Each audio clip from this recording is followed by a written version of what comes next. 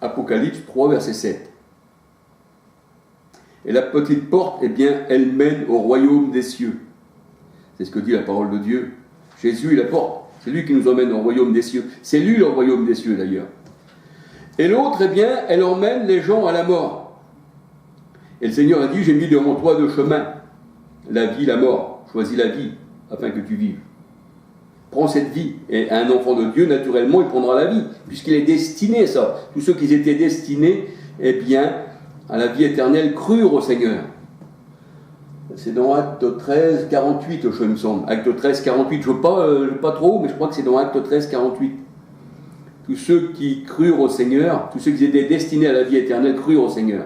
Et là, on voit que devant l'homme, du monde, eh bien, il y a le chemin de la vie, et le chemin de la mort. Deutéronome 30, verset 15-19. Deutéronome 30, verset 15-19. Il était encore bon de parler parce que ça donne des versets supplémentaires et ça donne en plus, eh bien, de se mettre dans l'idée que ce ministère de la mort, ce ministère de la malédiction et de la condamnation, eh bien, nous voyons que toutes ces sectes qu'il y a dans le monde, c'est ce qu'elles, eh bien, vous amènent à votre porte. Ça, c'est pas la vraie église du Seigneur, qui est le petit troupeau, qui est la petite porte. Parce que le Seigneur disait toujours petit troupeau. Le Seigneur, il a choisi le petit David, mais il n'a pas choisi le grand Goliath, qui a lutté bien, contre les enfants de Dieu, voyez-vous. Le Seigneur, il choisit toujours les plus petites choses dans le monde, qui dit le Seigneur. Et le Seigneur, il dit, j'ai choisi les choses viles du monde pour confondre les sages. Voyez-vous, le Seigneur, il choisit toujours, eh bien, ce que pour le monde est en honneur, mais le Seigneur, il dit, moi, je prends les choses qui sont comme un déshonneur à vos yeux, et j'en fais des vases d'honneur. Ben, gloire au Seigneur. Gloire au Seigneur. Alors aujourd'hui, pour ceux qui me regardent, je ne parle pas des élus, parce que les élus, bien sûr, sont élus avant la fondation du monde, et le Seigneur a dit, mes brebis entendront ma voix. Je parle aussi pour eux aujourd'hui, parce qu'il est bon de s'instruire, malgré que le Seigneur est venu il y a 2000 ans et qu'il a déjà tout apporté. C'est pas ça que je veux dire. Vous savez, je préfère parler du Seigneur aujourd'hui que de parler du monde, parce qu'un enfant de Dieu parlera toujours du Seigneur. Et moi, Christ, c'est ma vie.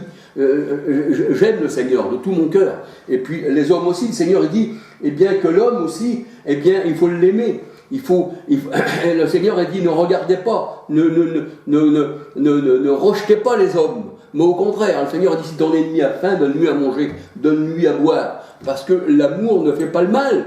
Et c'est le Seigneur qui voit toutes choses. C'est lui qui est le Rédempteur. À moi la rétribution, dit le Seigneur. Et puis à moi aussi, eh bien, de juger. Et j'ai vaincu le monde. Jean 16, 33, il y a déjà de ça, eh bien, 2000 ans.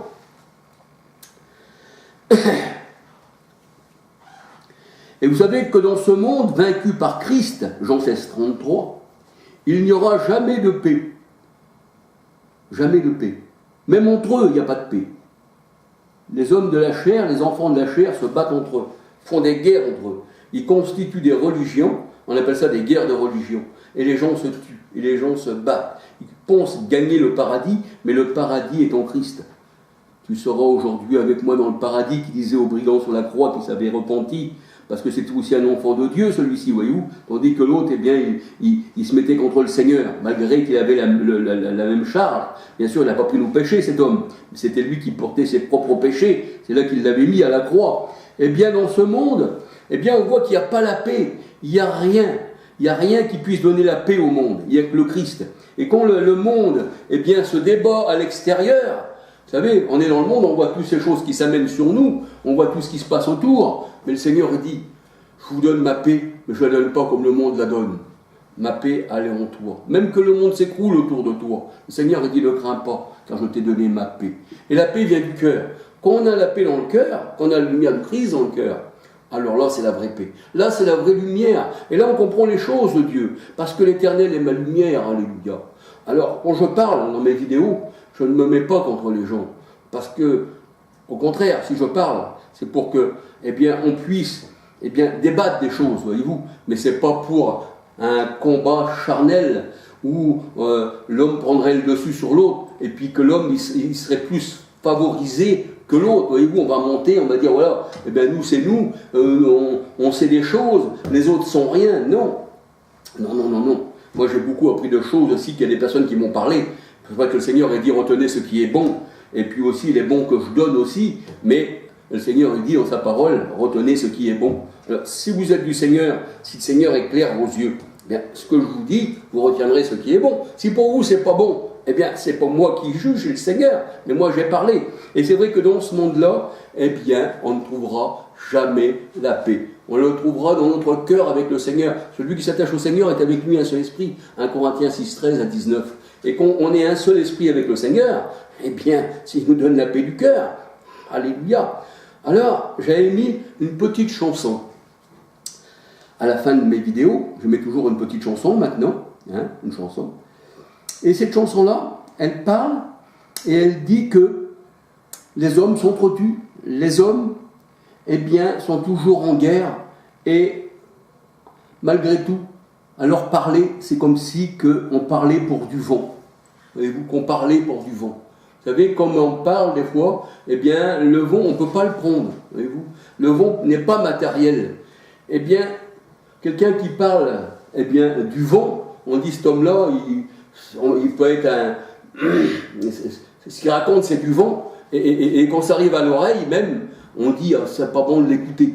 Alors, on n'écoute pas. Et c'est vrai que notre parole, des fois, devient du vent. Et là, cette chanson-là dit, écoute mon ami, écoute dans le vent. Et si celui qui veut s'arrêter sur ces paroles, eh bien, il verra que le monde, vraiment, eh bien, c'est la décadence. Et même dans ce monde-là, si on parle du Seigneur, eh bien, c'est comme si on avait parlé au vent. Et vous, on parle au vent, on va dire, c'est un coup d'épée dans l'eau. Ça n'amène à rien. Mais il y en a d'autres, eh bien, pour qui la parole, eh bien, est quelque chose. La parole est Dieu, parce que Dieu a été manifesté en chair, et la parole s'est faite chair, le Christ. Eh bien, pour cela, pour les élus, eh bien, cette parole-là, elle pénètre. Et le Seigneur a dit, elle donne du fruit au centuple. Parce que c'est de la bonne terre. Quand la parole est semée dans la bonne terre, le Seigneur a dit, elle donne du fruit au centuple. Tandis que les pierres, c'est-à-dire encore la loi de Moïse, les pierres, les épines, la malédiction, eh bien, cette graine est venue, parce que le Seigneur l'a semée sur tous les terrains. Mais, eh bien, ce n'était pas le sol qui était destiné à recevoir la parole de Dieu. Bien que le Seigneur vous bénisse, puis que le Seigneur vous garde. J'essaierai de faire encore une petite vidéo à la gloire du Seigneur. Alléluia.